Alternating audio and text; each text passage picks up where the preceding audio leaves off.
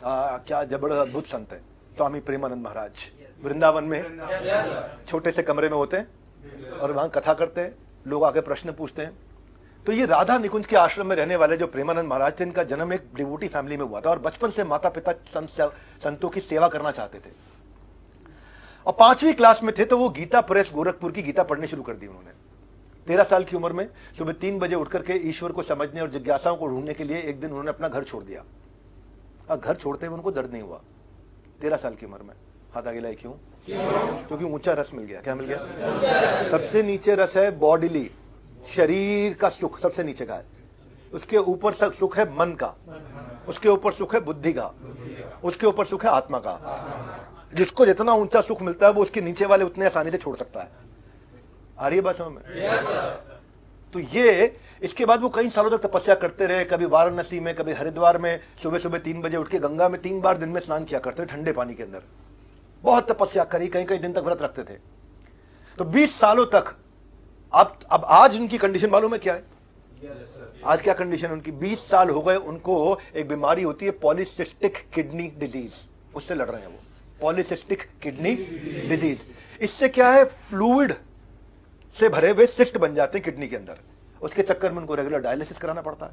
इतना दर्द, इतनी तकलीफ, और उससे ज्यादा तकलीफ किस चीज की कि वो आधी रोटी से ज्यादा नहीं खा सकते, आधे ग्लास से ज्यादा पानी नहीं पी सकते, एक बार में आधी रोटी से ऊपर खा ही नहीं सकते। इतनी सी सब्जी खाते हैं, आधी रोटी लेते हैं, दिन भर पानी नहीं पी पाते। क्यों? किडनी की समस्या।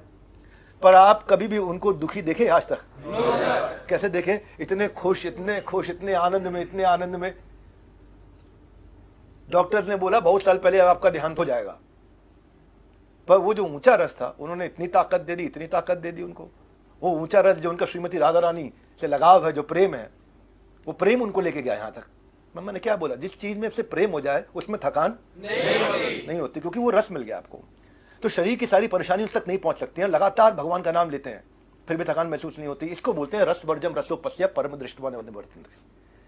इसके आगे जो श्लोक आएगा उसमें बताया जाएगा कि क्रोध को कैसे काबू किया जाए। सीखना चाहेंगे? क्रोध का कारण क्या होता है, उसे काबू कैसे किया जाए। हमारे ऊपर कई सारी कंट्रोवर्सीज हुई अभी पीछे। किसी ने नहीं देखा मारते हुए, वो करते हुए जो वीडियो वायरल कर दिया गया था। सब ड्रामा, नौटंकी, अभी सब साफ हो जाएगा कुछ दिन के अंदर। हर जगह हम केस जीतते जा रहे हैं, हर जगह हम आगे बढ़ते जा रहे हैं, हर जगह हम बाउंस बैक कर रहे हैं। यस और नो? पूरे उत्साह के साथ में। वो तभी हो सकता है, नहीं तो जिस स्टेज से कुछ एक ऐसा समय आया था, ऐसी स्टेज पे आदमी फट से डिप्रेशन में चला जाता है और उसको वो सुसाइडल थॉट्स आने लग जाते हैं, सुसाइड करने लग जाता है ऐसा आदमी। तो आप तभी आगे बढ़ सकते हो, तभी स्टेबल हो सकते हो जब आपके अंदर वॉरेन बफे जैसा टेस्ट मिल जाए। 10 घंटा पढ़ना है रोज।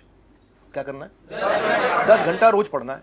अब इतना ऊंचा टेस्ट है उनको पढ़ने का और सीखने का, और इतनी शार्प इंटेलिजेंस है उनकी, इतनी शार्प इंटेलिजेंस है कि one of the greatest investors of all time, दुनिया के 5 सबसे अमीर लोगों में से, $100 बिलियन से ज्यादा उनकी वेल्थ बन चुकी है। और आज 95-96 की उम्र में क्या बोलते हैं? लॉन्ग टर्म इन्वेस्टमेंट करूंगा। क्या बोलते हैं? अब मैं समझ नहीं आती, 95 साल की उम्र में कह रहे हैं लॉन्ग टर्म इन्वेस्टमेंट करूंगा।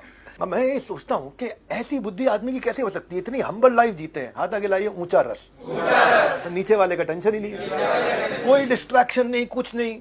वॉरेन बफे ने किसी पार्टी में जाना, 1958 में घर खरीदा छोटा था, आज भी उसी घर में रहते हैं। 1958 में खरीदा घर, आज भी उसी घर में। हम लोगों को क्या थोड़ा पैसा आ जाए तो तिमंजिला मकान बनाएंगे, तिमंजिला तिमंजिला बहुत सुनता हूं मैं। मिडिल क्लास लोगों के माइंड में तिमंजिला मकान, वहां लड़की दे दो भैया, है कि नहीं है? हाँ, तो ये वो किसी एक्सपेंसिव रेस्टोरेंट में जाना प्रेफर नहीं करते। ज्यादा से ज्यादा खाना हो तो वो 20-30 रुपए वाला मैकडॉनल्ड्स का बर्गर खा लेंगे।